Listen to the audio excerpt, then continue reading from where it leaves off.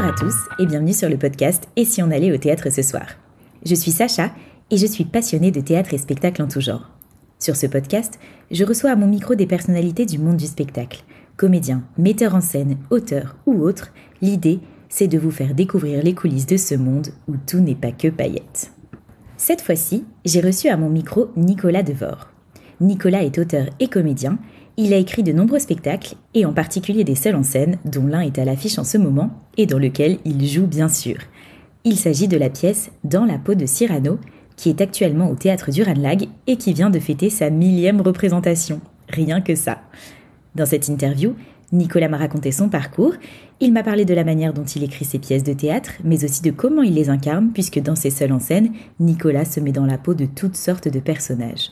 Bref, j'ai passé un excellent moment en compagnie de Nicolas et j'espère que vous aussi en écoutant cette interview. Alors, bonne écoute. Bonjour Nicolas. Bonjour. Merci d'avoir accepté cette interview. Avec plaisir. Alors pour commencer, est-ce que tu peux te présenter pour nos auditeurs s'il te plaît ? Je m'appelle Nicolas Devor, j'ai 46 ans, je suis comédien depuis 25 ans. Je suis aussi auteur et producteur et je joue en ce moment dans La peau de Cyrano, seul en scène que j'ai écrit. Dont on va parler. Voilà.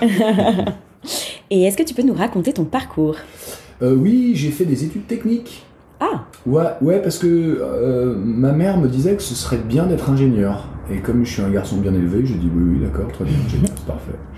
Donc j'ai fait seconde première terminale au Lazariste à Lyon, en pension, un bac STI, donc sciences et techniques industrielles, génie mécanique et productique. Ensuite j'ai fait une année de maths sup, et ensuite j'ai fait la maths sup, j'ai fait plus autre chose que des maths sup. Et ensuite j'ai fait 2 ans d'IUT, génie mécanique, du côté de Lyon aussi. Et puis finalement tout ça, ça m'intéressait bien, mais pas suffisamment pour en faire un métier, je crois. Puis je crois qu'au fond de moi, j'avais quand même l'envie de faire quelque chose d'artistique, de jouer, de chanter. Et au détour d'un repas anodin avec un oncle, qui entre deux bouchées, quand je lui ai dit que je voulais être peut-être comédien, peut-être je voulais pas me l'avouer, je sais pas.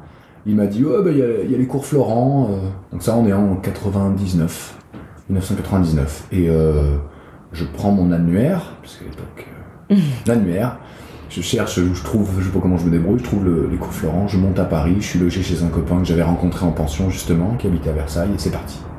Ah ouais, donc t'as tout plaqué et t'es parti au cours Florent. Ou alors j'ai pas plaqué grand chose, parce que de toute façon je travaillais pas. J'avais fait des petits boulots, mais je veux dire, je savais très bien qu'il fallait que je fasse autre chose. Non, alors c'est vrai que je zappe un peu de dire quand j'ai eu une petite période de déprime de quelques mois où vraiment, à part glander, vivre la nuit et dormir le jour, je faisais pas grand chose. Mais parce que je savais pas en fait ce que je voulais faire et comment. Et pour la petite anecdote, pendant une semaine, on est monté à Paris avec un copain. Alors moi, j'étais le mannequin et lui, c'était mon agent. C'est-à-dire Je repense à ça avec beaucoup de tendresse. Je m'étais fait faire un book et tout. Et on avait démarché quelques agences de comédiens, des agences de pub, des trucs comme ça. Mais on arrivait et on était... Je pense que aujourd'hui, je pense que c'était drôle, quoi. Parce qu'on arrivait... on était sapés, quoi. On avait nos costards cravates de provinciaux... Et on en a fait marrer plus d'un, je pense. Bon, il s'est pas passé grand-chose suite à ça. Mais disons, en fait, ça, je pense que ça a été un peu fondateur, parce que finalement, c'est suite à ça que je me suis dit, mais en fait, j'ai pas envie d'être mannequin ou de faire de la pub ou de faire des trucs comme ça. Moi, ce que j'aimerais, c'est jouer des rôles. Et du coup, c'est là que je me suis dit, pourquoi pas théâtre, voilà. Et cet oncle qui me dit Florent, etc. Et quand j'ai annoncé ça à mes parents... il y a eu aucun souci, quoi. Ouais. Je viens pas d'une famille d'artistes, moi je viens d'une famille de médecins, des professions plus consensuelles, mais pour autant, quand j'ai dit à mon père je vais faire du théâtre, il m'a dit tu veux faire du théâtre, hein. Voilà, il y a pas eu de souci, quoi. Ça c'est super déjà. Ouais, c'est une grande chance. Et donc t'as fait les cours Florent et ensuite tout de suite t'as réussi à trouver des projets, comment ça s'est fait ? En fait, quand j'étais au cours Florent, moi je venais d'arriver à Paris, j'étais à Versailles et j'ai rencontré donc des gens que je vois encore aujourd'hui, c'est ce qui est chouette. Et En fait, très vite, on m'a dit, il y a à Paris un théâtre qui s'appelle le Théâtre Trévise, dans lequel il y a une scène ouverte le dimanche soir qui s'appelle le FILD, le Festival International d'Expression Artistique Libre et Désordonnée. Tu connais ? Oui. Et je me suis dit, ah bon, et on peut passer sur scène, gratuit, qui veut passer, passe pendant 5 minutes. Je me suis dit, tu vois, moi je suis pragmatique, j'ai fait des maths, donc je suis comédien, il y a un théâtre où on peut passer sur scène, pour moi, j'y vais. Donc j'y vais. Je découvre cette soirée qui m'enchante au plus haut point, le groupe de musique dans la salle, cet esprit un peu café-théâtre, un peu Club Med, mais dans le sens noble du terme, un peu, on fait participer la salle en impro, l'équipe d'animation qui rebondit sur ce qu'ont fait les artistes, etc. Enfin vraiment, je sors de là avec des étoiles dans les yeux, je me dis, il faut que j'écrive un sketch. J'écris un sketch que, pour la petite anecdote, je teste dans le train Paris-Aix-les-Bains, parce que je me dis, j'ai peur, mais tiens, j'ai un public captif dans ce train, dans mon wagon. Pour les passagers. Ouais, pour les passagers. En fait, il n'y avait pas de portable et d'ordinateur à l'époque, enfin, c'était pas démocratisé, on est en 99 à ce moment-là, donc ouais, très peu. Donc 20h, 20h30 dans le train, les gens ils roupillent, quoi, enfin, ils se sont endormis sur leur magazine, tu vois, il n'y a pas de... Et le contrôleur rentre, et je demande quand même au contrôleur, je leur dis, voilà, je veux pas demander de l'argent, mais j'aimerais tester. J'avais le cœur qui battait à 200 à l'heure. Et il me dit, ok, allez-y, donc je me lève, et je fais ça durait 5 minutes.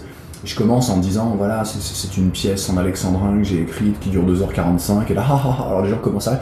Et ça a été, je crois pouvoir dire, après quelques années, que ça a été un succès, parce que alors les gens se sont marrés, ils m'ont applaudi, ça a duré 5 minutes, il y a même des gens qui étaient dans le wagon, des jeunes, qui étaient comédiens aussi, qui sont venus me voir en disant, c'est trop bien ce que t'as fait et tout, et surtout, quelques années après, mon père, qui habite Aix-les-Bains, donc c'est lui que j'allais voir, se retrouve dans un dîner avec un mec qui raconte qu'un jour, il y a un comédien qui s'est levé dans le wagon de train pour faire un sketch. Et évidemment, c'était moi. Et donc mon père, mais c'était mon fils. Hein. Donc je passe ce sketch au final le dimanche soir au Théâtre Trévise. Ça rencontre un succès. Pour la petite histoire, on y reviendra, mais c'était déjà un sketch où je jouais 2 personnages différents. C'était Hamlet et Scapin. C'était une connerie, hein. Vraiment. C'était en alexandrin, vraiment. Mais c'était une espèce de connerie... Et je jouais Hamlet, qui était le prince, et Scapin, qui était son valet, donc un petit bonhomme qui était à côté de lui. Et je jouais déjà les 2 personnages. Je connaissais pas Cobert à l'époque, je connaissais pas du tout cette histoire de jonglerie théâtrale, mais spontanément, je l'avais fait.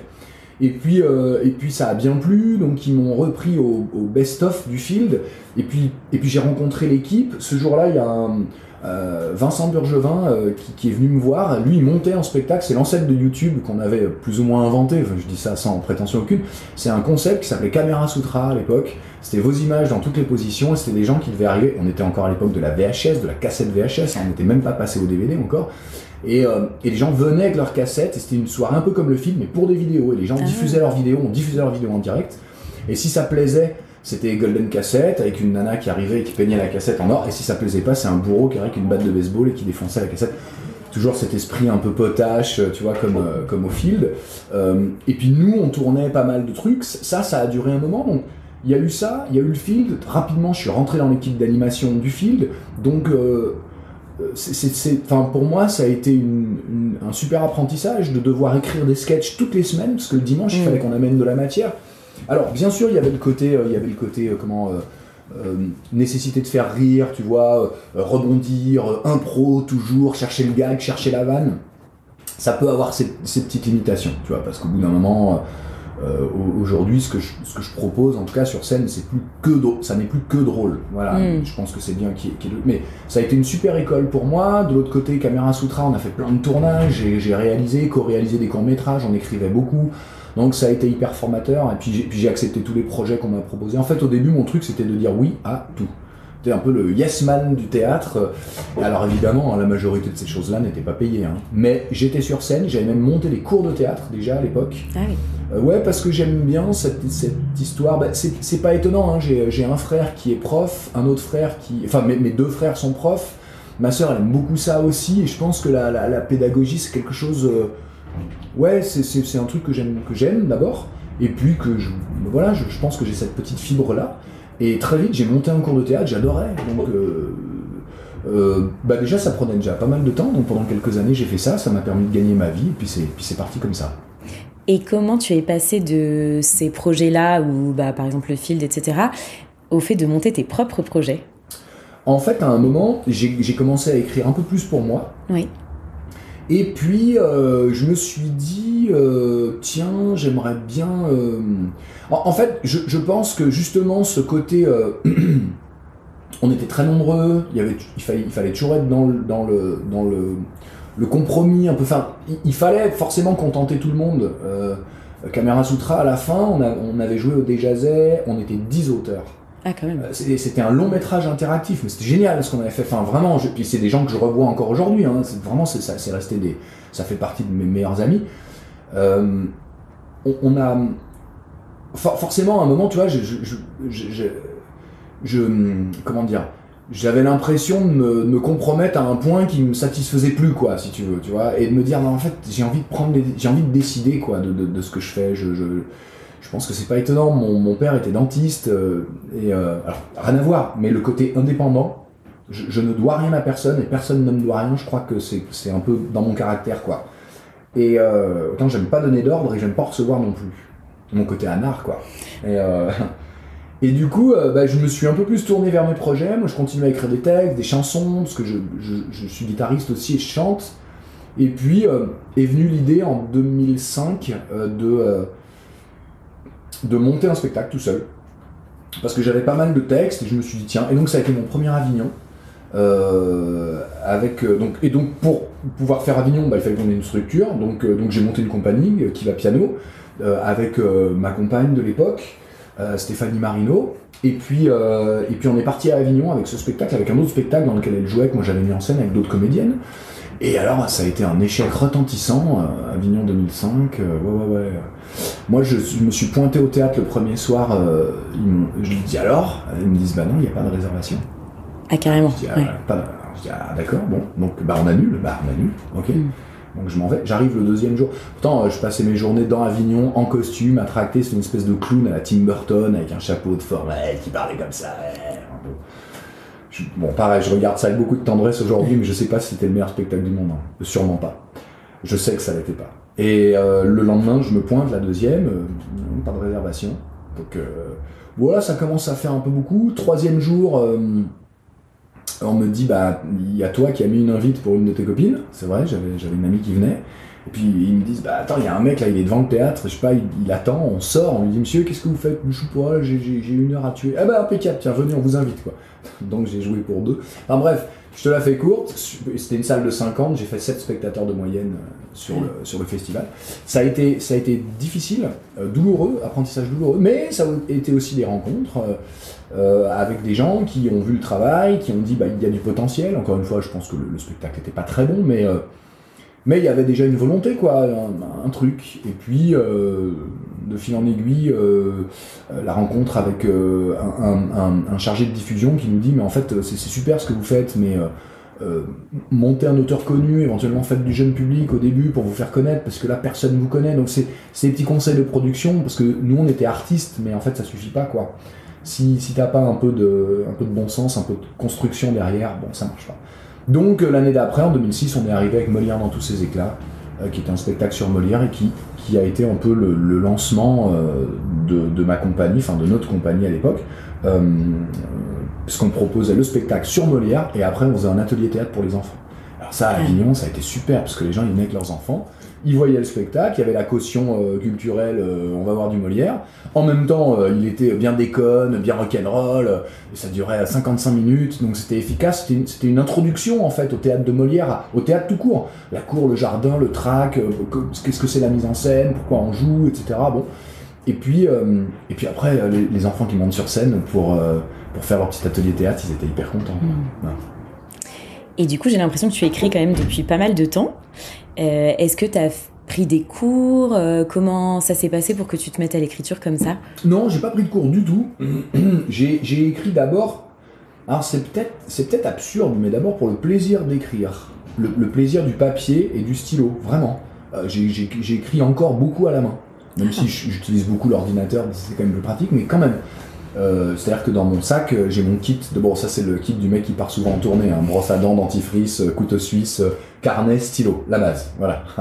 Et c'est vrai que j'écris beaucoup, assez régulièrement, et pas forcément des choses qui sont vouées à être dites ou à être sorties. J'écris beaucoup aussi pour moi, comme mon côté adolescente, quoi. petit journal intime. Tu vois, un truc comme ça. Par contre, quand j'ai commencé à écrire... en fait, pour Cyrano, pour Dans la peau de Cyrano, si on y arrive, oui, là, à ce moment-là, j'ai commencé à lire et j'ai toujours des maîtres d'écriture. En premier lieu, Yves Lavandier, qui a écrit la dramaturgie, qui a écrit Construire un récit et qui a écrit L'essence de la comédie. Ça, c'est son dernier bouquin que j'ai dans mon sac aussi et que je lis avec beaucoup de plaisir. Et dernièrement, pour le nouveau projet, là, je me suis procuré L'art d'écrire un scénario de Julie Ponsonnet, que j'ai eu l'occasion de rencontrer en plus, qui est venue voir Dans la peau de Cyrano. Ça m'a fait très plaisir. Et surtout, j'ai pu lui dire combien je trouvais que son bouquin m'avait été précieux. Voilà. Parce que, mine de rien, moi j'ai besoin de ça, quoi. J'ai besoin d'avoir un guide, tu vois, qui me... et puis même, il y a des moments, je pars dans mes histoires, je lâche un peu, puis il y a un moment, quand je bute, quand je bloque, je reprends, ça aide à reclarifier les choses. Ça doit être mon côté mathématique. J'ai besoin d'avoir un plan, j'ai besoin d'avoir une structure, quelque chose qui soit assez clair au départ, ouais. Intéressant. Et donc si on parle de Dans la peau de Cyrano, donc que tu joues actuellement au théâtre du Ranelagh, donc c'est un seul en scène. Est-ce que tu peux nous parler un peu de ce spectacle ? Est-ce que je vous raconte quoi, la genèse, ou je vous fais un petit pitch ? Ah bah les deux, hein. Alors, c'est l'histoire de Colin. Le héros s'appelle Colin. C'est un petit garçon qui arrive dans un nouveau collège. Il est pas très bien dans ses baskets, il est timide et surtout il bégaye. Et il rencontre un prof très bienveillant, très sympa, qui anime un cours de théâtre. Et en fait, à cause de la psychologue scolaire, Colin, on passe les détails, mais Colin se retrouve obligé d'être au cours de théâtre. Alors évidemment, vu qu'il bégaye, il a pas bien envie, d'autant qu'en plus dans le cours de théâtre, il y a Adélaïde qui est son amoureuse, son crush, comme disent les jeunes aujourd'hui, comme disent mes filles. Et à travers, dans le théâtre, ils vont travailler sur la pièce Cyrano de Bergerac. Peut-être j'en dis pas plus, ou je raconte toute l'histoire? Non, pas tout. Après, il faut laisser la surprise aux auditeurs qui vont venir voir le spectacle. J'espère. Et alors, comment c'est venu ce spectacle, l'inspiration, tout ça? Alors, pendant que je jouais donc le précédent spectacle, Molière dans tous ses éclats, qui a beaucoup tourné, je faisais pas mal d'interventions parce que, en fait, j'ai continué en parallèle à donner pas mal de cours de théâtre. Moi, j'aimais bien donner des cours de théâtre aux enfants. Du reste, le rôle du prof dans la peau de Cyrano est quand même très inspiré de mon expérience auprès des enfants, des ados. J'aime beaucoup. Je crois que le 10-12, j'aime bien cette période d'âge parce que c'est vraiment le moment où ils sont déjà un peu adultes mais encore un peu enfants. Je sais pas, il y a un truc, l'adolescence, qui je trouve assez fascinant. C'est un virage, quoi. Et je me disais à l'époque, en fait, on dit toujours, de toute façon, les ados, quoi que tu leur donnes, ils bouffent tout. Oui, peut-être, donnons-leur de la qualité, alors ils prendront aussi bien. Et tu vois, la semaine dernière, j'ai encore fait des interventions auprès de CM2, qui vont venir voir le spectacle la semaine prochaine, donc c'est vraiment cet âge-là, 10-11 ans. Et c'était à Mantes-la-Jolie, donc tu vois, dans des écoles, j'ai fait, 12 écoles en 2 jours, et à chaque école, je faisais 2 ou 3 classes, tu vois, donc j'ai fait, peut-être 25 ou 30 classes, donc j'en ai vu des gamins. Et vraiment, à chaque fois, je me suis fait la même réflexion. Qu'est-ce qu'ils sont attachants, quoi. Pourtant, je les vois un quart d'heure, hein. Mais qu'est-ce qu'ils sont attachants, et quand tu les prends... Enfin, c'est peut-être une porte ouverte que j'enfonce, mais quand tu les prends pas pour des cons, que tu les considères, et que tu leur dis, voilà, moi, je suis là pour vous expliquer le spectacle, et voilà, comment je leur pitch un peu, et puis ensuite, je leur demande comment on se comporte en tant que spectateur, et tout, mais d'essayer d'être dans l'échange, de les faire parler, et tout. Je trouve ça vraiment tellement gratifiant. Alors, je mets un bémol, hein, je sais très bien que un quart d'heure avec les enfants, c'est pas ce que vivent les enseignants sur une année entière. Je suis très très conscient de ça. Mais quand même, voilà, ils étaient, dans l'ensemble, ils étaient hyper intéressés, hyper contents que je vienne les voir. Ils me disaient, il y en a même qui m'ont dit, mais moi je voudrais que le spectacle soit demain, monsieur. J'étais là, super, monsieur, mais c'est la semaine prochaine, on va patienter un petit peu. Donc, à l'époque où je jouais à Molière, je rencontrais quand même pas mal d'enfants comme ça. J'ai fait une petite digression, mais je reviens. C'est très bien. Je rencontre des secondes ou des premières, donc quand même assez grands. C'était en Alsace, parce que je fais une tournée là-bas. Et à un moment, on parle de théâtre, on parle de Shakespeare, on parle de Cyrano. Et il n'y en a pas un qui connaissait Cyrano. Alors je me dis, ah bon, tiens. Alors ça, c'est un truc que j'ai appris de Daniel Pénac, en lisant Daniel Pénac, qui dit qu'en fait, le plus grand adversaire de l'ignorance, c'est la connaissance. C'est-à-dire de s'étonner que quelqu'un ne puisse pas connaître un truc qui, toi, te paraît évident.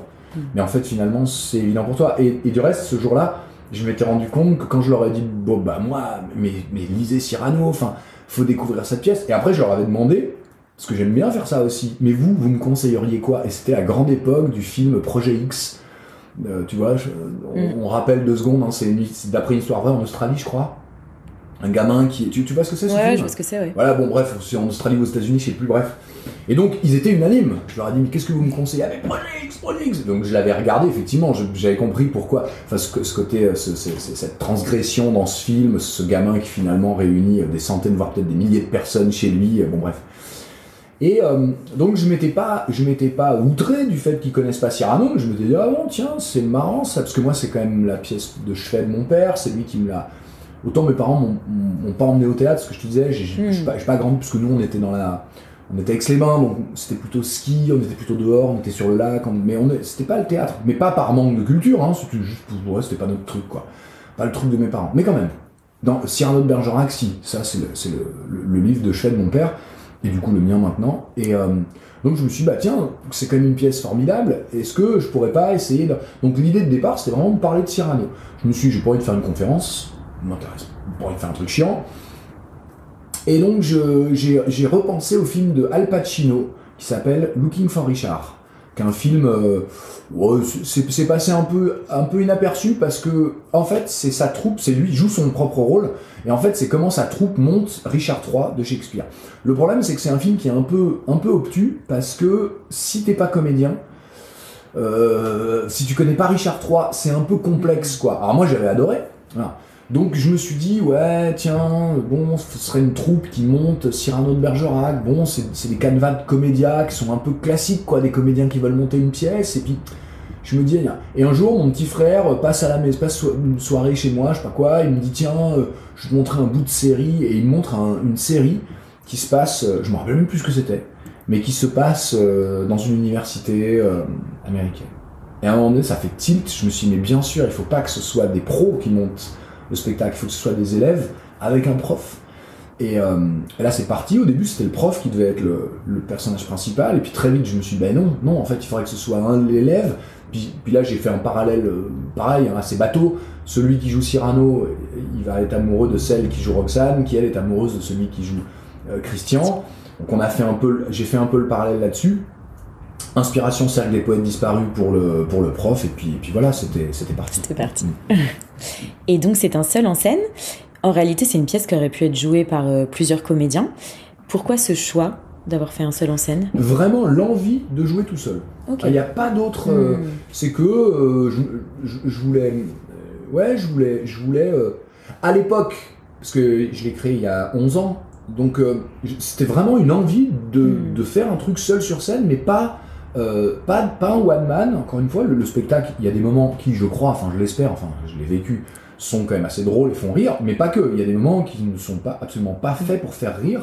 Du reste, les représentations sont très très différentes. J'ai des représentations où les gens hurlent de rire du début à la fin, et des représentations où j'ai quasiment pas un bruit, et pour autant à chaque fois les gens ont adoré. C'est pas du tout la question. J'avais même eu un monsieur à la fin, une fois pendant un échange avec le public, qui m'avait dit, il m'avait dit j'ai adoré, mais par contre ça vous dérange pas que les gens rient comme ça? Moi j'étais là, c'est-à-dire que chacun fait comme il veut en fait, mais parce que moi j'ai trouvé ça poignant, touchant, ça m'a pas donné envie de rire. Et à côté il y a des gens qui disaient bah si c'est drôle, enfin mais tant mieux, très bien, chacun son truc. Voilà. Je sais plus ce qu'on disait. Du coup, je me perds en... On était sur le seul en scène. Voilà. Ah oui, c'est ça. Pourquoi le seul en scène? Ben voilà, parce que... Mais tu vois, je crois qu'aujourd'hui, avec le recul, ça revient à ce que je disais tout à l'heure. Je crois que le côté indépendant, faire ce que j'ai envie de faire, sans contrainte, parce que mine de rien, c'est super de jouer avec d'autres gens, la troupe, enfin, je veux dire... Mais c'est beaucoup de contraintes pour les répètes, pour les disponibilités des uns, des autres, et plus il y a de monde, et plus ça demande une organisation qui est... peut-être que je me sens pas la force, ou que j'ai pas le courage, si je suis honnête, de porter. Et puis, il y a autre chose, il y a le fait que ça m'est souvent arrivé quand je jouais d'autres... Je vais pas parler de toutes les autres pièces dans lesquelles j'ai joué, mais tu vois, quand je joue avec d'autres pièces, parfois il y a des partitions de l'autre comédien, et je me dis, waouh, comment il est trop cool son rôle. J'aimerais trop jouer ce moment-là où tu vas passer par ces émotions, et j'ai que les miennes, tu vois. Et quand t'es tout seul sur scène et que tu joues tous les personnages, paf. Ah, y a pas ce problème. Non, tu traverses toutes les émotions, et ça c'est cool. C'est vrai. Mais justement, le fait que tu sois seul sur scène, est-ce que c'est pas difficile de se réinventer à chaque fois parce que t'as pas le partenaire qui va jouer différemment ou qui va renvoyer autre chose? Oui, c'est vrai. Alors, déjà, je change quand même souvent de théâtre, parce que je fais beaucoup de tournées. Le public n'est pas le même. Parce que maintenant, je suis seul, mais en fait, fort heureusement, je suis pas seul. Parce qu'il y a tous les gens qui sont dans la salle, donc leur réaction m'oriente un petit peu, même si je dois garder ma partition. Et puis, au fur et à mesure, dans ce cadre quand même assez rigide, parce qu'avec Clotilde Dagneau, qui m'a mis en scène, et qui est formidable parce qu'elle sait mieux que moi ce que j'ai envie de raconter. C'est ça qui est précieux, quoi. C'est qu'elle me dit, là, c'est ça que tu as envie de dire, donc il faut le jouer comme ça. Je suis là, ah bon, moi-même, je savais pas. En fait, si tu veux, au bout d'un moment, ce cadre qui paraît si rigide, et peut-être des gens qui verraient 2 ou 3 fois la même représentation verraient exactement la même chose, sauf s'il y a un problème, bien sûr, ou si j'ai un problème de texte, ce qui peut arriver. Mais dans l'idée, tout est tellement calé, le moindre geste, la moindre intention, la moindre respiration, je sais quand je respire, tout est calé. Et ben mine de rien, au bout d'un moment, le fait de le jouer autant, ça te laisse une liberté, et surtout, t'as complètement raison, ça force à pas s'endormir. C'est-à-dire, je peux pas arriver sur scène en me disant, un spectacle comme celui-là qui joue depuis 10 ans, qui a joué plus de 1000 fois, je le dis, on l'a pas dit, c'était peut-être la question d'après. Bref. Ça arrive, mais on va en reparler. On en reparlera. Si tu veux, je pourrais arriver sur scène, et c'est là où est le piège, en me disant, c'est bon, c'est gagné, de toute façon, je sais que le spectacle est bon, voilà. Et puis s'il y en a qui aiment pas, c'est vrai que j'ai plus rien à prouver avec ce spectacle, donc voilà. Mais je crois pas que ce soit un bon état d'esprit, il faut que j'arrive plutôt au théâtre, enfin pareil, j'ai ma petite routine de qu'est-ce que je mange, qu'est-ce que je bois, mon échauffement, mon truc, et justement, je crois que je suis en plein dans le métier de comédien, c'est de dire un texte pour la 1000e fois, au sens propre du terme, comme si c'était la première fois. Et bien sûr, c'est dur. Mais finalement, c'est très dur une première. Parce que tu maîtrises rien, ou pas grand chose, parce que tu t'as confiance en rien, donc en fait, je crois qu'à chaque stade, il y a une difficulté. Alors, elle change, c'est pas toujours la même, mais moi, aujourd'hui, je crois que c'est justement parce que j'ai cette maîtrise-là que je peux m'amuser autant, en fait. Bien sûr qu'il y a des représentations qui sont moins rigolotes que d'autres, en fonction de mon état, est-ce que je suis fatigué, est-ce que j'ai mal dormi, est-ce que j'ai mal mangé, etc. Le public, la salle. Par exemple, une petite anecdote, la semaine dernière, j'ai joué une scolaire à Liège, en Belgique, et bon, les enfants c'était assez calme, bon, je sentais que, bon, c'était pas là où ça réagissait le plus, mais c'est pas grave, j'ai l'habitude, et je sais que parfois ça réagit pas, mais c'est pas grave, encore une fois, c'est pas un spectacle comique. Par contre, en fait, il y a la coulisse, il y avait une énorme ouverture de la scène qui donnait sur les coulisses, et c'était la semaine dernière, donc il faisait -4, je crois. En fait, j'avais un énorme courant d'air froid qui m'arrivait dans le dos, et comme je joue et je transpire, et donc j'avais ce courant d'air froid, et c'était tellement désagréable. Donc à un moment, en impro, j'ai fait style en prof, j'appelle monsieur le directeur, en me disant ouais, faut aller fermer. Donc mon régisseur dans ces cas-là comprend, je dis il faudra fermer la grande porte qui est là, parce que évidemment le public, eux, ils comprennent pas. Donc ils ont mais en fait le truc c'était un rideau métallique électrique, et donc ils ont pas pu la fermer. Bon voilà. Par exemple, ça c'était pas très agréable. Donc il peut y avoir bien sûr des représentations qui sont moins agréables pour moi pour une raison ou pour une autre, mais franchement ne serait-ce que celle d'hier, d'avant-hier, c'était des représentations qui étaient géniales. Et puis et je crois, pour terminer là-dessus, que je nourris mon enfant, quoi. Tu vois, moi j'ai des enfants aussi, et je m'étonnais, mais comme beaucoup de parents, je sais, du fait que tous les soirs ils voulaient que je leur lise la même histoire. On lit ça ce soir. J'ai lu hier, avant-hier, ouais, mais je lis ça. Et en fait, ça s'explique, c'est pas moi qui l'explique, c'est que ça les rassure. Il y a un côté de rentrer dans une histoire, de pouvoir vibrer, de pouvoir avoir peur, de pouvoir rire, de pouvoir s'émouvoir, mais en sachant, en étant rassuré, parce qu'on sait que ça va bien se terminer. Ou mal, mais enfin, je veux dire, on sait où ça va, et on sait que c'est pour de faux. Et ben moi, je crois qu'il y a quelque chose comme ça, en fait. Quand je rentre dans mon histoire, c'est comme si le temps s'arrêtait, en fait. Ma vie à moi s'arrête. D'ailleurs, c'est le prologue du spectacle. Croire à une histoire, c'est faire une pause de soi pour rencontrer des personnages, pour laisser la place à d'autres personnages. Voilà, c'est exactement ça. C'est faire une pause de moi. Et de temps en temps, c'est hyper reposant de faire une pause de soi, je trouve, tu vois. Voilà. Donc j'aime bien ça, savoir exactement où ça va. Et donc, comme tu disais, tu as fêté ta 1000e représentation, donc c'est énorme. Et ça fait quoi?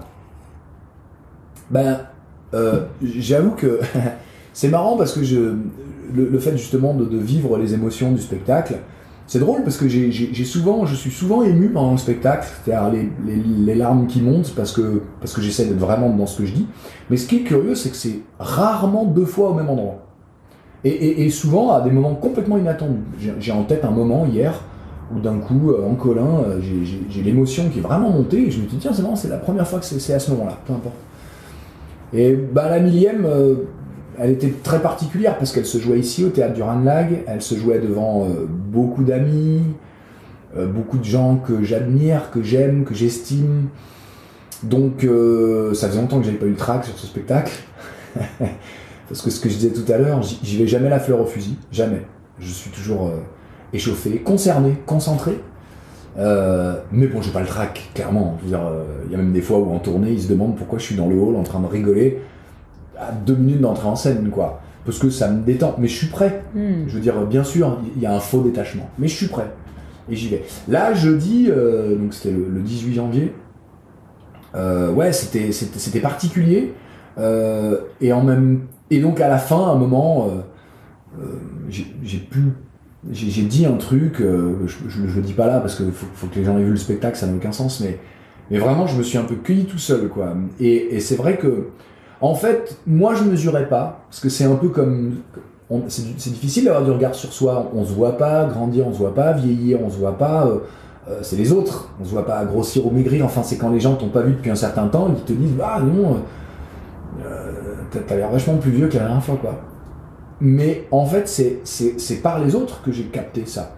C'est quand j'ai commencé à faire de la pub sur les réseaux, voilà, je vais fêter la 1000e, et que j'avais des messages, des gens qui me disaient mais 1000 représentations, mec, mais c'est dingue. Ah oui, c'est incroyable. Tous les gens qui ont répondu à mon invitation et qui sont venus, qui m'ont fait l'amitié, l'honneur, le plaisir de venir. Tous les messages que j'ai reçus le jour J, de gens, évidemment ma famille, mes amis qui m'ont dit allez, une 1000e, mais c'est dingue. Et c'est ça qui m'a fait prendre conscience que ah ouais, quand même. Moi je me compare souvent au plombier, hein. Non mais c'est vrai, le plombier c'est un héros quand il vient réparer ta chasse d'eau. C'est pas faux. Et c'est vrai, mais c'est vrai. Alors que lui, il fait son job, hein, des chasses d'eau, il en répare toute la journée. Donc tu vois, il y a un côté comme ça, artiste, artisan, je trouve que c'est assez proche, quoi. Moi je me revendique plus comme... J'avais bien aimé une fois dans un théâtre, il y avait sur la porte de la loge, c'était marqué interdit aux vedettes, réservé aux artistes. L'entrée de la loge. C'est pas mal. J'aimais bien c'est un bon rappel. Ouais, exactement. J'aimais bien ce petit clin d'œil. Et c'est vrai que moi, c'est ce que j'ai choisi, quoi, ce côté indépendant, faire les choses. Donc au fur et à mesure, j'ai joué mon spectacle, je l'ai joué, et puis toujours avec autant de... Pas forcément de plaisir sur la représentation, c'est ce qu'on disait il y a 2 minutes, mais avec toujours, quand je prenais un peu de recul, quand même, tu vois, le sentiment de me dire, mais quelle chance quand même, de jouer un spectacle que j'aime, que j'ai écrit, qui plaît, qui j'espère apporte, tu vois, j'ai eu des témoignages, peut-être on en parlera aussi, mais tu vois, j'ai eu des retours de spectateurs, de spectatrices qui m'ont dit des trucs, qui m'ont envoyé des messages, tu vois, où tu te dis bon voilà, c'est pas complètement inutile quoi ce qu'on fait. Mais justement, c'était une de mes questions. Je pense qu'il y a pas mal de gens qui doivent se retrouver dans le personnage de Colin. Et t'as beaucoup de retours comme ça de gens qui témoignent du fait que c'est pas leur histoire, mais que ça y ressemble. J'ai beaucoup de gens qui m'ont témoigné du fait que c'était leur histoire. Alors ça se compte quand même sur les doigts d'une main, enfin, de 2 mains si tu veux. Mais bon, par exemple, j'ai un copain.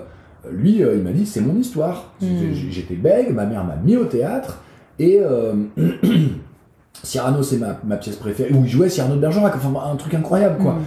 J'ai un copain qui s'est reconnu dans le fait que lui était bègue quand il était petit, que maintenant il est prof de français, prof de théâtre, il est dans la même salle que celle dans laquelle, la salle 102, et qu'en plus, il a dans ses élèves un petit garçon qui bégaye, et qui s'en est sorti grâce au chant. Enfin... à lui, c'est Jean-Louis, ça l'a touché plein cœur, quoi. Après, je crois que, c'est pas de moi, c'est une amie qui m'avait dit ça après une des premières représentations, donc il y a plus de 10 ans, elle m'avait dit on a tous un petit Colin au fond de nous.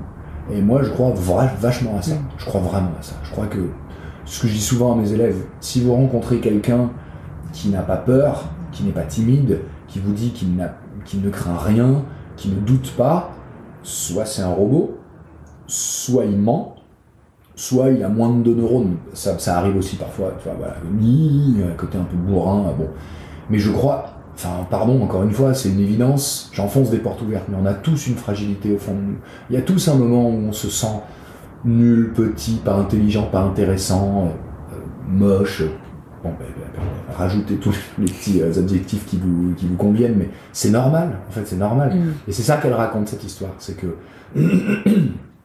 Et puis différent, qu'on se sent différent, bien sûr. C'est ça qu'elle raconte, cette histoire. Que oui, ok, bah c'est pas grave. Lève la tête et puis demain ça ira mieux. Parce qu'il faut aussi se raccrocher au moment où tu te dis, bah finalement, je suis bien, je suis content, je suis pas si mal, j'arrive à... Si on s'en donne les moyens, je pense qu'on a des raisons d'être fiers de soi.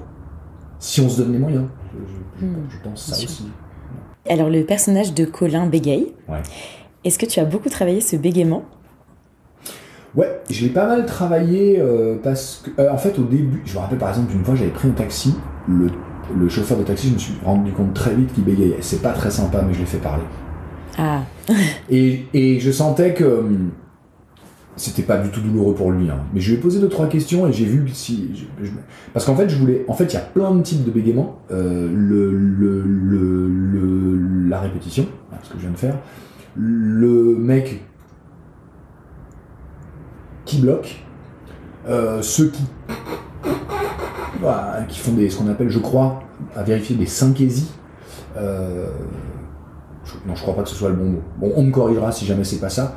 Mais c'est-à-dire que j'avais lu le bouquin de William Chiflet, un mec qui bégayait, c'était préfacé par François Bayrou, qui a été un bègue aussi. Donc je me suis intéressé à tout ça. Chiflet, il disait que quand il répond au téléphone, il peut pas dire allô. Il répond et ça sort pas. Et donc au bout d'un moment, les gens, quand ils téléphonent, parce que ça se passe à l'époque où il n'y avait pas de portable, il y avait un téléphone dans la maison. Quand les gens téléphonaient, qu'il y avait un silence, ils disaient « Ah, salut William !» S'ils savaient que c'était lui, parce qu'il ne pouvait pas dire allô, quoi. Et lui raconte que même ça lui a procuré des douleurs de dos, qu'il a été obligé de faire du kiné. Enfin, j'ai beaucoup travaillé avec l'association Parole Bégaiement. Donc, ça s'est fait aussi au fur et à mesure, mais de toute façon, on bégaye tous un peu dans la vie. Enfin, je sais pas tous, mais moi en tout cas, ça m'arrive fréquemment de déraper un peu, c'est pas grave, mais hop, j'ai chopé ça. Et puis j'ai essayé de le coller à Colin. Voilà.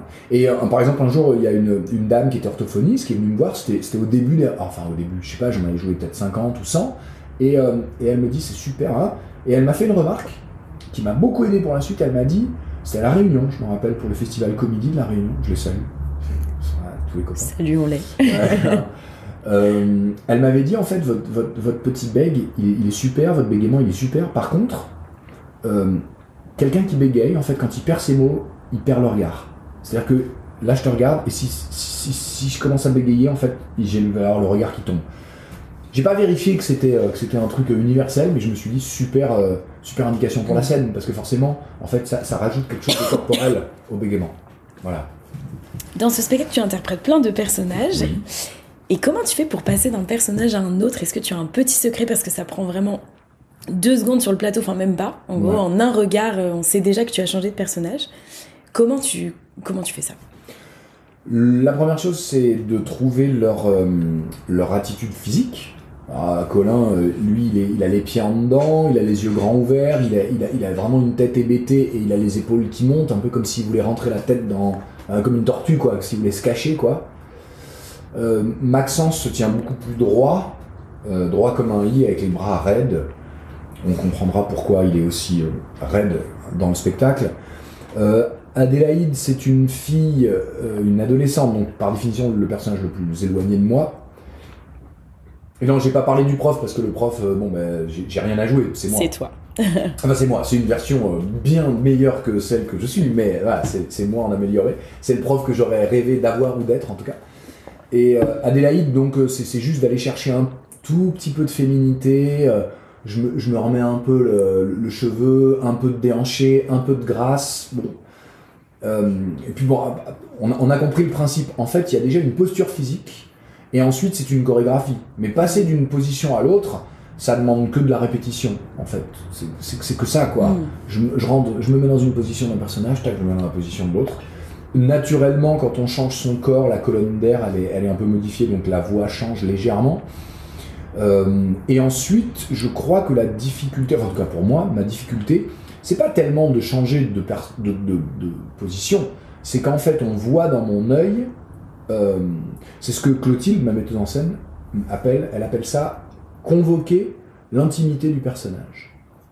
Et là, il y a une vraie difficulté, enfin, encore une fois, pour moi, à mon avis, c'est là la difficulté, c'est quand, par exemple, il y a une scène où Colin est désespéré et au bord des larmes, donc il faut qu'on sente toute cette détresse, toute cette fragilité, et de l'autre côté, en face de lui, il y a le prof qui, lui, doit être confiant, être rassurant, être ancré, être fort.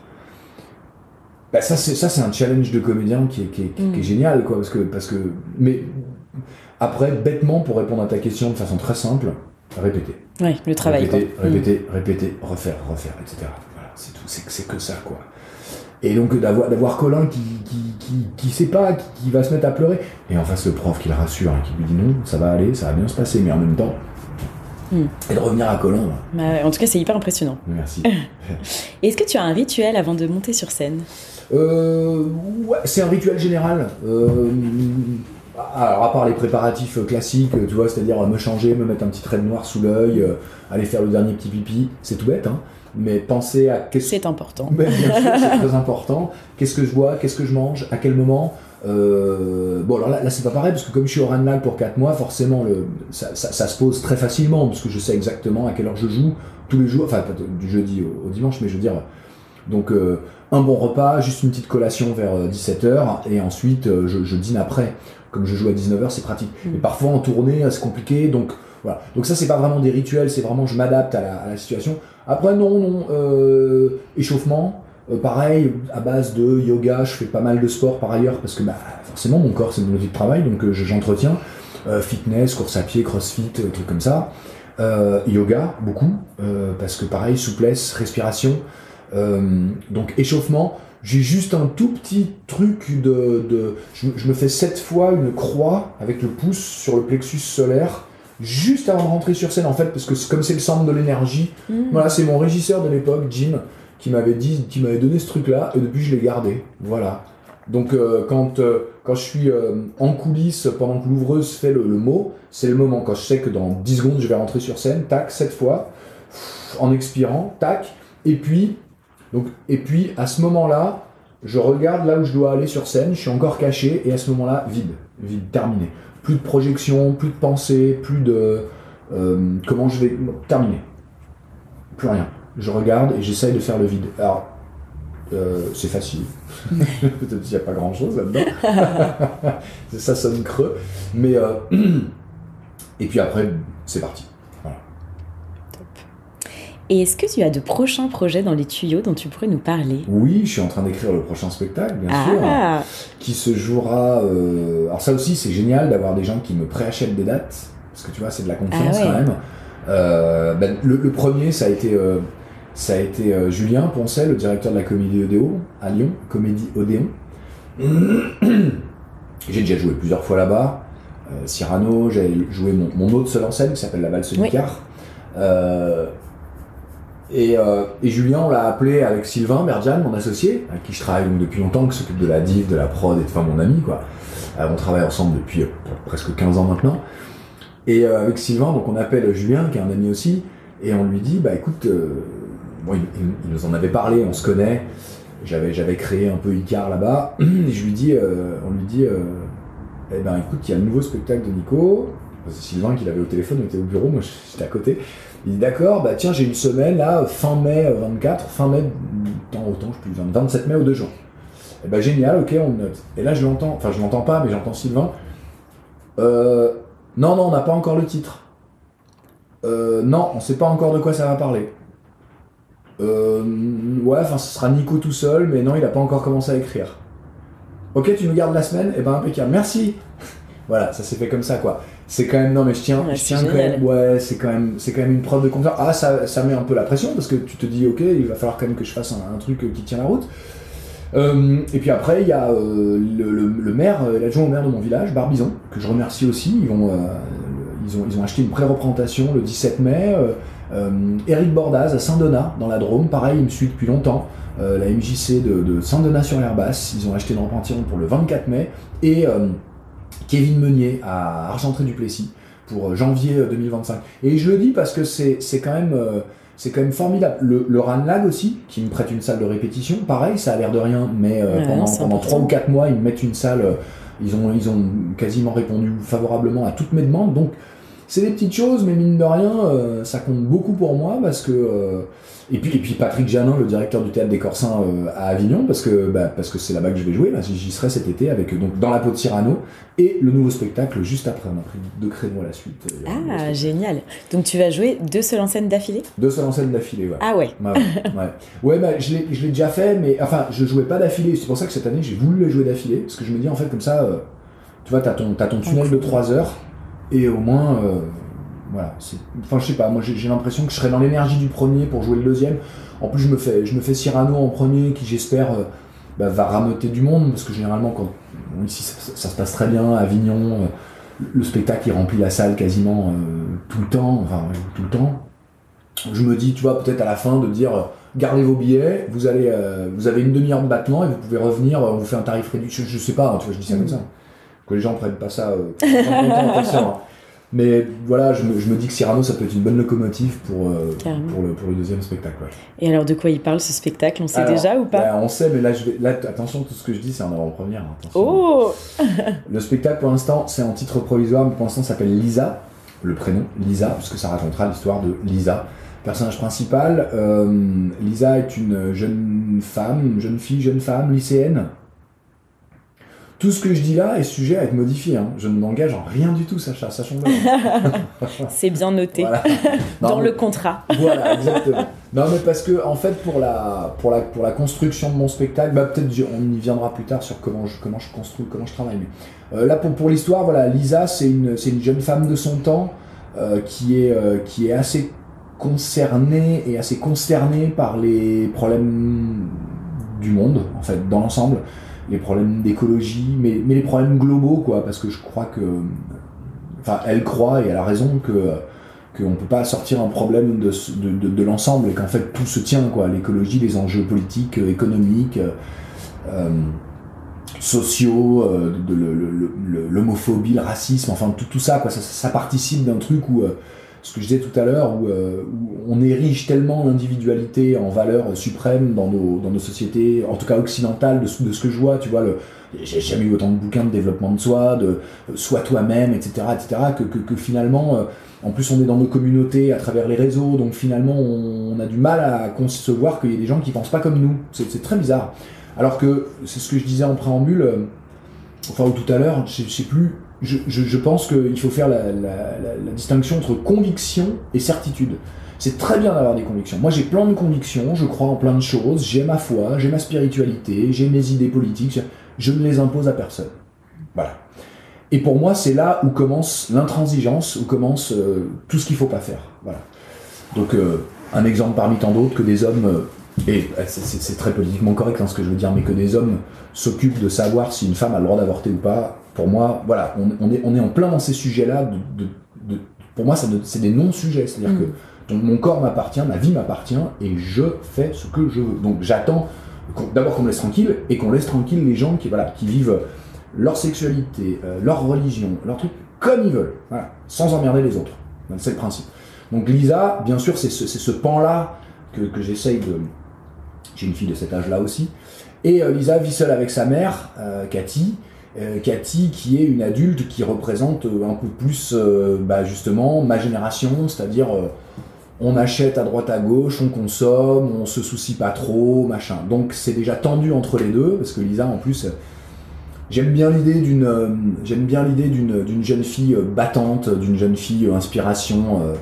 Greta Thunberg, d'inspiration, comment elle s'appelle, Adèle Haenel, dans un film qui s'appelait Les Combattants, que j'avais beaucoup aimé aussi. Donc Lisa, elle est vénère, quoi. Elle fait de la boxe, elle est en colère, quoi. Et Et sa mère est un peu désinvolte, elle est marrante, elle est sympa, elle est bon, tu sais, bon. Elle est seule, surtout, sa mère, et elle veut rencontrer un homme. Et Lisa, c'est tout ce qu'elle lui souhaite, mais elle souhaite aussi pouvoir vite se barrer de la maison. Bon. Donc ça, c'est un peu la présentation de mes personnages. Au début, Elisa, elle rencontre au lycée, elle qui est très indépendante, très renfermée, très dans ses idées, qui critique beaucoup, mais qui n'agit pas beaucoup, en somme, hein, parce qu'il faut qu'on se dise... ouais, je comprends carrément ce qu'elle veut, mais en même temps, c'est peut-être pas le bon moyen, tu vois, de gueuler sur tout le monde et de dire « Regardez comme vous êtes tous des cons !» Non, ça marche pas. Et du coup, elle rencontre un jeune homme, enfin un mec de son âge, Léo. Et Léo, il est en train de défendre un petit gars qui est en train de se faire tabasser, sauf que Léo, il a pas les moyens de défendre les plus petits que soi, parce que lui, il est pas très gaillard non plus. Donc, il se fait péter la gueule, hein, concrètement, par un gros, enfin un gros, comment on appelle ça, un mec qui se moque des autres, enfin un con, quoi, enfin voilà. Et donc, bon, Lisa, elle est là, elle stoppe un peu le truc, les mecs, ah. Bon, ils se rencontrent avec Léo, et puis lui, il est tout sympa, lui, il est sympa, il est plein de... Il pense un peu les mêmes choses que Lisa, mais c'est sa version optimiste. Là, ce que je vous raconte, c'est à peu près les 3-4 premières minutes du spectacle. Je développe un peu, hein, ça m'intéresse, parce que du coup, c'est un bon exercice pour moi. C'est la version optimiste, sympa et tout, et elle comprend pas pourquoi ce mec-là, mais qu'est-ce que t'en as à foutre de défendre les autres, et Léo, il dit, mais c'est moi qui comprends pas. Léo, c'est un petit Cyrano, quelque part, on en revient toujours à ça, il dit, moi, je peux pas laisser un petit gamin se faire insulter et moquer sous prétexte qu'il est un peu efféminé, ou tu vois, qu'il a pas les derniers baskets à la mode, ou tu vois, c'est pas possible, quoi. Alors Lisa lui fait remarquer qu'il a pas les moyens, il dit, non, j'ai pas les moyens de mon arrogance, mais n'empêche que, bah voilà, je suis bon. Et puis, donc, ils commencent à discuter un peu, et puis Lisa, ça la titille, bon, elle rentre chez elle, et là, sa mère est comme une dingue, parce que le fameux mec qu'elle a rencontré via une appli va arriver, il vient prendre l'apéro. Donc, Edouard arrive. Edouard, c'est un mec tellement sympa, mais tellement sympa, sa mère lui a dit, c'est le prince charmant, quoi, il est sympa, il est là, il a un bon job, il a une belle bagnole, d'ailleurs, ma bagnole est garée devant, c'est bon, ça craint rien, non, ça craint rien, et tout. Donc Lisa, elle se dit, ouais, il est un peu en carton, mais non, quand même, il est sympa. Un peu de mansplaining gentil avec Lisa, tu vois, de genre, bah, t'es jeune, tu comprends pas, c'est normal, t'as tes colères, c'est normal, tu vois, bien sûr, bah, ça te passera un jour, parce que... Mais oui, mais la société de consommation, tu râles, mais en même temps, on est dedans, si tu veux, donc on va trouver de nouveaux moyens, c'est pas grave, tu vois, ça va aller, tu vois, un peu ce discours qui doit, en principe, enfin en tout cas moi, j'aimerais que ça fasse hérisser un peu le poil des gens qui se disent « Ouh !» Et puis surtout, on se rend compte que quand Lisa s'en va, il dit à sa mère, dis donc, elle est vénère, ta fille, ah ouais, bon, en plus elle a des problèmes de discipline au lycée, parce qu'elle rabrousse ses profs, c'est une très bonne élève, mais en même temps, elle a pas la discipline, c'est pas son truc, bon.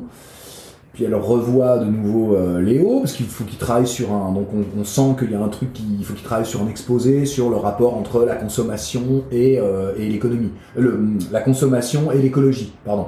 Donc société de consommation écologie. Ah bah non, bon voilà, donc c'est des thèmes que je vais aborder un peu en filigrane, et surtout cette histoire de pouvoir, parce qu'elle rentre chez elle, et là, tac, il y a Edouard qui est là, il est derrière les fourneaux, il a mis le tablier, et puis elle commence à se dire, maintenant il est là, et en fait, sa mère lui annonce que bah il va s'installer à la maison. Elle comprend pas, et puis elle a pas envie, quoi. Et en fait, quand elle s'en va, elle part dans sa chambre, Edouard, il commence à casser du sucre sur le dos de Lisa, en disant, mais elle a un problème, en fait, ta fille. Je suis désolé, hein, moi c'est pour elle, mais tu vois, elle a un problème, elle est trop vénère, c'est pas normal. Et alors Cathy, qui aussi, entre vouloir défendre sa fille, mais en même temps, elle est seule, et elle veut pas lâcher ce mec qui est... Bien sûr, le spectateur a déjà bien compris hein, que c'était pas le prince charmant, mais qu'elle se raccroche à lui, et ça part dans cette histoire-là. Donc, au fur et à mesure, plus lui... qui est très sympa quand Lisa est là, hein. Pas un mot plus haut que l'autre. Mais Cathy devient plus dure. Parce que forcément, dès que Lisa est pas là, Edouard, il casse du sucre sur son dos en lui disant tu devrais faire comme ça, tu devrais être plus autoritaire, elle a besoin de discipline. Même parce que son père est mort, son père était pompier, il est mort au feu, elle l'a quasiment pas connu. Il lui dit bah voilà, exactement. Mais donc du coup, Cathy, elle devient un peu plus... Elle qui était assez sympa au début, peut-être un peu éthérée, un peu sans souci, devient un peu plus cassante. Donc du coup, forcément, Lisa... bah elle se braque, donc du coup forcément Edouard il dit bah t'as vu, elle c'est de pire en pire, donc là vraiment faut que tu serres la vis quoi, etc.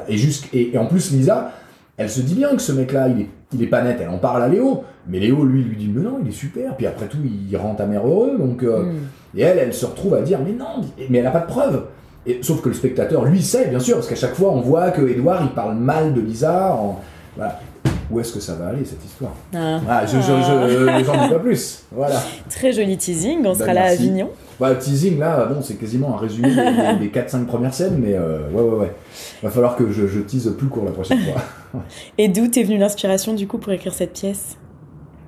En fait, je travaille vraiment, ce que je disais tout à l'heure, en écrivant et en me demandant ce que j'ai envie de raconter.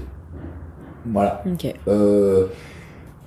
Je note des passages de films, je note des passages de bouquins, je note des idées qui me viennent, je note des envies de jouer des personnages, je note quand j'écoute les infos, quand j'écoute les choses qui me font réagir, les choses qui me mettent en colère, les choses qui me font pleurer, les choses qui m'émeuvent, les choses qui me font rire. Je note tout ça, et en fait, comme dit mon frère, le secret de l'action, c'est de s'y mettre. Et je suis tellement d'accord avec ça, c'est-à-dire que parce que bien sûr... J'ai commencé à écrire, là on est en janvier, j'ai commencé à réfléchir à ça en mai, l'année dernière. Mai-juin, j'étais parti sur une autre intrigue. Après juillet, Avignon, c'est compliqué d'écrire à Avignon, j'ai essayé, mais bon, je sais pas. Août, j'avoue, pareil, les enfants, les vacances, bon. Donc en septembre, je m'y suis remis, et puis j'ai commencé à en parler à Sylvain, donc mon associé, et Clotilde, ma metteuse en scène. Et on a creusé l'idée, c'était pas ça, moi j'ai un peu avancé dedans et c'était pas la peine d'en dire plus, c'était pas ça, et à un moment donné, fin septembre, ils m'ont dit non. Donc j'ai dit ok, je repars à zéro. Et là, vraiment, je me nourris de marches solitaires dans la forêt, je crois que j'ai besoin d'espèces d'images d'Épinal comme ça. Je me nourris de soirées avec ma musique, chez moi, tranquille, coucoune, au coin du feu, j'habite à la campagne, à laisser aller, mais je lis beaucoup, notamment des bouquins de dramaturgie, voilà, les bouquins de Livre Lavandier, je les relis, je l'ai lu 10 fois, hein. Le bouquin de Julie Pensenet qui m'a beaucoup aidé, et en fait, au bout d'un moment, mais c'est pas de moi, hein, c'est des techniques qui sont prônées par tous les gens tous les gens qui savent comment écrire, enfin qui proposent des méthodes, c'est d'écrire un maximum, tout ce qui te passe par la tête, évidemment, c'est pas fait pour être jugé, tu mets l'hémisphère critique en sommeil, il n'y a que l'hémisphère créatif qui j'envoie. Et en fait, au bout d'un moment, tu te rends compte qu'il y a quand même des choses qui se recoulent, des choses qui reviennent systématiquement, parce que je pense que, pareil, c'est pas de moi, un artiste, un créateur, on dit souvent, tu sais, que tu parles, c'est un peu toujours les mêmes sujets, c'est un peu toujours les mêmes choses, quoi. Je suis assez d'accord avec ça. Je pense qu'il y a des choses qui reviennent assez naturellement, et t'as beau vouloir, enfin en tout cas moi, j'ai beau vouloir m'en éloigner, ça revient. C'est les choses qui te parlent, c'est normal. Ouais, c'est ça. Et je crois qu'au fond, là, ce que j'avais vraiment envie de traiter, c'était d'abord de faire un spectacle, encore une fois, pour les ados, pour les jeunes, pour les ados, pour l'enfant qu'on a en nous. Comme beaucoup, je suis très fan de Chaplin, tu vois, tous les gens qui proposent des choses qui sont visibles par des enfants, des ados et des adultes. Et voilà. Ça j'aime beaucoup ce principe. J'ai des filles j'en ai une au collège et une au lycée, donc qui sont concernées par tout ça. À un moment, je me suis trompé. Je leur ai demandé qu'est-ce que vous voudriez que je raconte comme histoire. Je me suis dit tiens, comme ça elles vont me dire, ça va être super. Et en fait, c'est tricher ça. Non, t'as pas le droit. À ce moment, peut-être un jour elles raconteront leur histoire, mais en fait, il faut que je sois honnête avec moi-même et que je raconte ce que moi j'ai envie de dire, pas ce qu'elles ont envie d'entendre. C'est tout à fait différent. Je leur ai quand même pitché et ça leur a vachement plu, hein, quand je leur ai fait 2-3 trucs de dialogue, là, quand Édouard disait certains trucs, elles étaient là, mais non, mais c'est pas vrai, hein. Donc je me suis dit, bon, déjà ça c'est bon signe. Et puis en fait, au fur et à mesure, je me suis rendu compte que ouais, il y a des combats qui m'intéressent et que même si j'ai pas, je pense une des difficultés avec ce spectacle, ça va être de pas tomber dans un truc donneur de leçons, moraliste. Pas du tout, c'est pas du tout le but. Et d'ailleurs, voilà, j'en suis conscient, donc je me dis ok, c'est bon, voilà. Et puis je veux pas opposer quelqu'un qui a raison à quelqu'un qui a tort, c'est pas vrai. C'est pour ça que Lisa, au début, il faut qu'on se dise ok, elle a raison sur des trucs, mais en même temps, pareil, le personnage d'Edouard, il n'est pas manichéen, c'est pas juste un gros con bourrin, non, il est sympa, il est subtil, il est trucs. C'est quand on va creuser qu'on va se rendre compte que, pareil, la mère, c'est pas juste une mère dépressive qui s'accrocherait au premier venu. Non. Il faut que tout ça soit plus nuancé, quoi. Et le personnage de Léo, c'est pareil. Donc, Ensuite, je réfléchis à tout ça en me disant, encore une fois, en étant... Je me force à l'introspection et à l'autocritique. De toute façon, c'est ça, quoi. À mes propres paradoxes, à mes propres contradictions. Personne n'est tout blanc ou tout noir. Par contre, je suis en train de me rendre compte qu'il y a des gens qui sont partisans de faire des efforts et d'autres non. Voilà. Et je pense que là, il y a un vrai truc. Il y a une vraie différence aujourd'hui. Qu'il faut... J'avoue que je regarde 2-3 trucs, enfin non, même plus que 2-3 trucs, je regarde et je lis, notamment là j'ai découvert le travail de Cyril Dion, je suis un peu en retard, il avait réalisé Demain avec Mélanie Laurent il y a quelques années, il avait écrit un bouquin qui s'appelle Le petit guide de résistance contemporaine là, que je suis en train de lire. J'avoue que je fais des pauses parce que, tu vois, souvent dans les trucs que je regarde, les gens se demandent mais pourquoi on prend pas plus conscience du danger de là où on va, enfin je veux dire là où on est déjà même, tu vois, de tout ce qu'on disait, enfin la pollution, l'écologie, le manque d'eau, tout ça.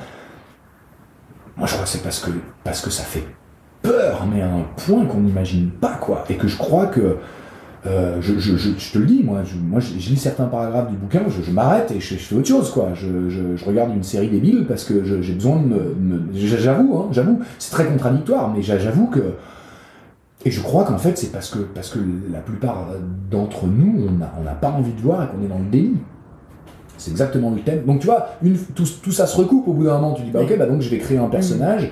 En plus je pense que pour moi c'est important que ce soit porté par une jeune femme, et que je montre un peu plusieurs facettes de comment on peut se comporter face à ça. Parce que finalement, dire c'est la merde, ok, bon, très bien, on le sait, et donc qu'est-ce qu'on fait? Voilà, parce que moi c'est ça qui m'intéresse, c'est de proposer quand même quelques pistes de réflexion, quelques réponses. Lisa, par rapport à Édouard, qui va représenter, tu l'as compris, symboliquement une espèce de société, la société dans tout ce qu'elle a de plus... formelle, institutionnelle, patriarcale, ancestrale, qui ne considère pas l'individu mais qui dit que les choses doivent être comme ça, c'est-à-dire t'es une gamine, t'as rien à dire, il y a des lois, c'est comme ça, t'obéis et tu te tais. Elle, c'est la rébellion par rapport à cette forme de pouvoir. La mère, ça va être la soumission, plus ou moins consciente encore une fois, mais et puis pareil, hein, Lisa, rébellion, mais plus ou moins avec succès. Hein. Et on a le personnage de Léo à côté qui représente lui un peu plus l'indépendance, qui a un peu plus de recul et qui va essayer de se comporter justement un peu en essayant de réfléchir à qu'est-ce qu'on peut faire et comment on peut agir, quoi. Voilà.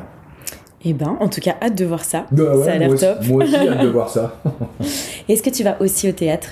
Ah ouais, je vais beaucoup au théâtre, ouais. Et si tu allais au théâtre ce soir, qu'est-ce que tu irais voir? Donc un truc que j'ai pas vu là? Non, tu peux dire un truc que tu as vu. Ah, un truc que j'ai vu, bah alors à ce moment-là, oui, j'irai voir Eva Rami. Sur son seul en scène Va aimer? Ouais, sur son seul en scène Va aimer. Va aimer, d'ailleurs, c'est un anagramme de Eva Rami. Ah, je savais pas. Oui, Va aimer Eva Rami. Je le savais pas, enfin, je l'ai lu dans un article. Donc, je l'ai vu, hein, mais vraiment, quelle comédienne, quelle meuf, cette meuf. On se connaît un peu en plus, donc mais j'avais jamais vu son travail, j'avais pas vu ses 2 précédents seuls en scène, vraiment, elle m'a ébloui. Je trouvais ça drôle, je trouvais ça touchant, je trouvais ça nécessaire, j'ai trouvé ça pudique, en même temps j'ai trouvé ça grandiose dans le sens généreux, la générosité des personnages qu'elle incarne, quoi, vraiment, elle est belle, elle est drôle, elle est ridicule par moments, elle est formidable. Donc j'irai voir Eva Rami. Super, merci beaucoup. Moi aussi, j'ai beaucoup aimé. Et ben merci Nicolas. Avec plaisir. Et on peut te retrouver donc dans la peau de Cyrano au Théâtre du Ranelagh jusqu'à fin avril. Et ensuite à Avignon, ainsi que le nouveau spectacle à Avignon. Ouais. Et ben courez voir tout ça parce que Lisa, je ne l'ai pas vu, mais dans la peau de Cyrano, c'est vraiment génial. Merci beaucoup Sacha. Merci. À bientôt. Voilà, c'est la fin de cette interview. Si ce moment vous a plu, n'hésitez pas à mettre une note ou un commentaire sur ce podcast, à le partager autour de vous et à vous abonner bien sûr pour être au courant des prochains épisodes. Un grand merci pour votre écoute. Je vous dis à très très vite pour un prochain épisode du podcast Et si on allait au théâtre ce soir. Et n'oubliez pas de mettre du théâtre dans votre vie, parce que ça la rend plus jolie. Bye bye.